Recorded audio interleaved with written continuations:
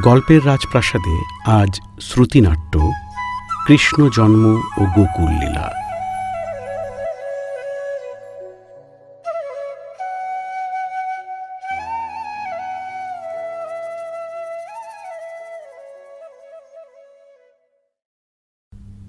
মথুরার নিষ্ঠুর রাজা কংসের ভয়ে সারা রাজ্য কাঁপছে।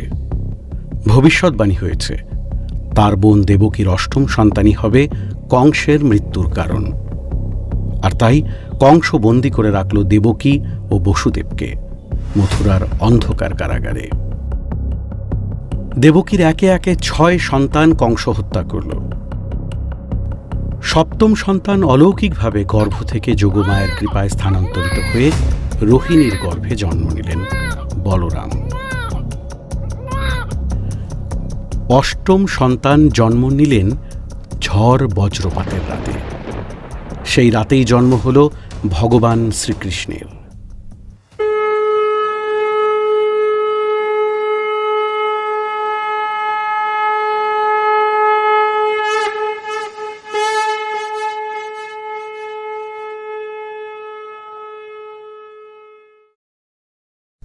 কারাগারের তালা ভেঙে গেল। প্রহরীরা গভীর ঘুমে ঢলে পড়ল।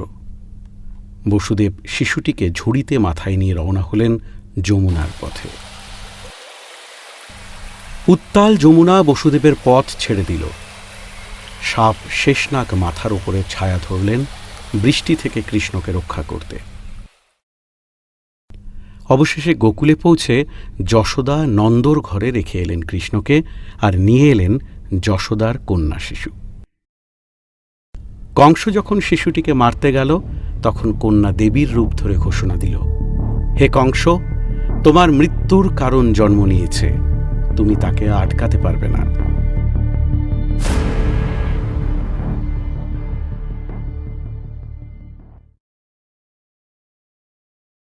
গোকুলে শুরু হলো নন্দঘরে উৎসব।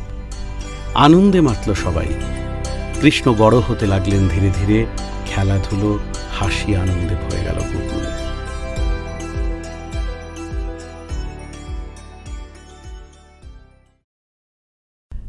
একদিন আসলো রাক্ষসী পুতনা। রূপ নিয়েছিল সুন্দরীর, কিন্তু তার স্তনে ছিল বিষ। কৃষ্ণ মায়ের কোলে থাকা অবস্থায় পুতনার কোলে গেলেন, আর স্তন্যপান করার সঙ্গে সঙ্গেই তার প্রাণ শুষে নিলেন। রাক্ষসী ধপাস করে পড়ল মাটিতে। কৃষ্ণ রইলেন অক্ষত।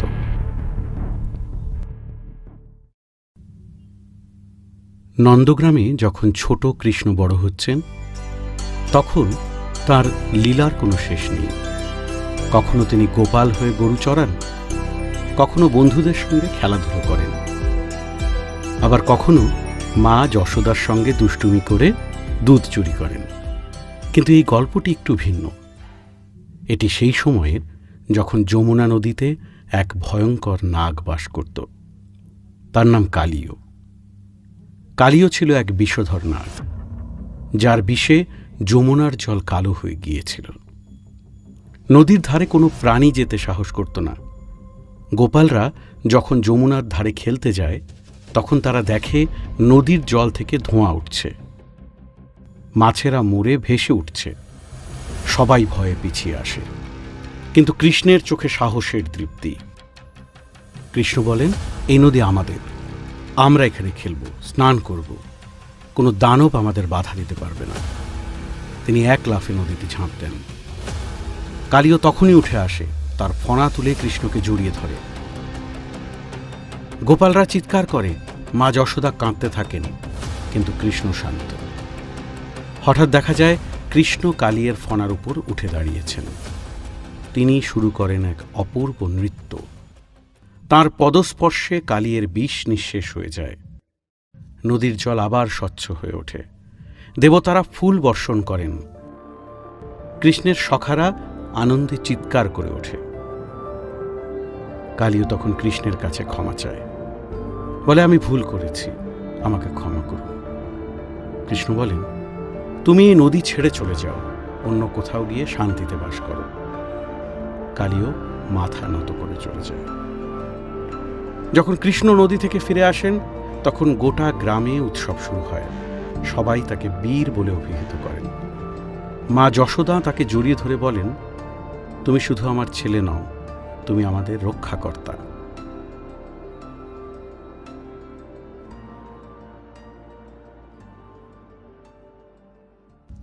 নন্দগ্রামে মা যশোদা প্রতিদিন দই মাখন তৈরি করতেন, কিন্তু রহস্যজনকভাবে সেগুলো হঠাৎ উধাও হয়ে যেত। গ্রামের গোপীরা অভিযোগ করতেন, তোমার ছেলে কৃষ্ণ আমাদের ঘরে ঢুকে মাখন চুরি করে। যশোদা বিশ্বাস করতেন না, তাই একদিন তিনি কৃষ্ণকে দই ঘরে আটকে রাখেন। কিন্তু কৃষ্ণ তাঁর ছোট বন্ধুরা সুদামা, শ্রীদাম, বলরামদের নিয়ে দই ঘরের ছাদে উঠে যায়। গাছের ডাল থেকে দড়ি ঝুলিয়ে হাঁড়ি ভেঙে মাখন খায়। যশোদা এসে দেখে কৃষ্ণের মুখে মাখনের দাগ, চোখে দুষ্টু হাসি। তিনি রাগ করে দড়ি দিয়ে কৃষ্ণকে বেঁধে রাখেন। এই হলো দামোদর লীলা।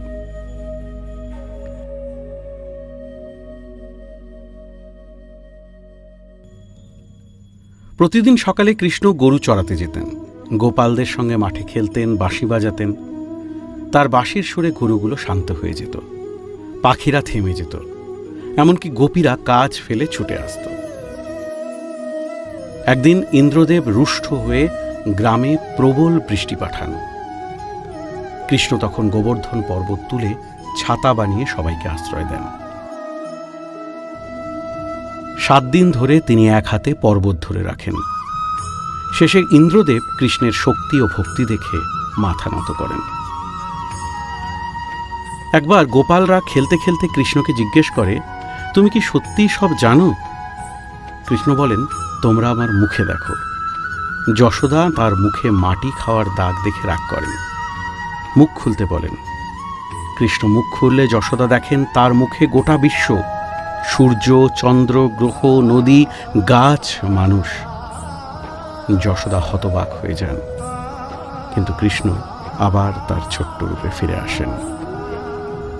আর রাধা ছিলেন কৃষ্ণের প্রাণ। বৃন্দাবনের রাসলীলায় কৃষ্ণ একসঙ্গে বহু গোপীর সঙ্গে নৃত্য করেন, কিন্তু প্রতিটি গোপী অনুভব করেন কৃষ্ণ শুধু তার সঙ্গে আছেন।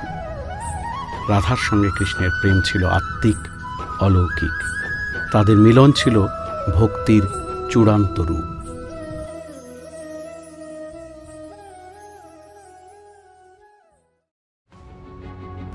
একদিন ঝড়ের মতো তৃণাবর্ত এসে কৃষ্ণকে আকাশে তুলে নিয়ে গেল, কিন্তু কৃষ্ণ নিজেই তার গলা চেপে ধরলেন।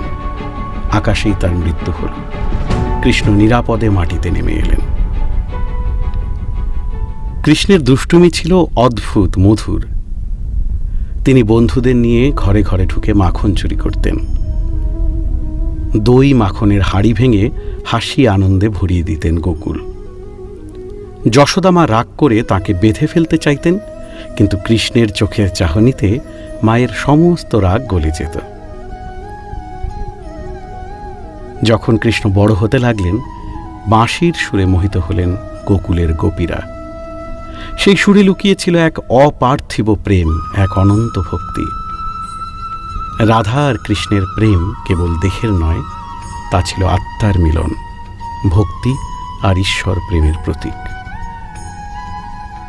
এভাবেই কৃষ্ণের জন্ম থেকে শৈশবের প্রতিটি লীলা মানুষকে শিখিয়েছে, অশুভ শক্তি যতই প্রবল হোক, শুভ শক্তি শেষ পর্যন্ত জয়ী হয়। জন্মাষ্টমীর রাত তাই কেবল কৃষ্ণ জন্মের স্মরণ নয়, তা হলো আলোর জন্ম, অন্যায়ের বিরুদ্ধে সত্যের জয়ধ্বনি।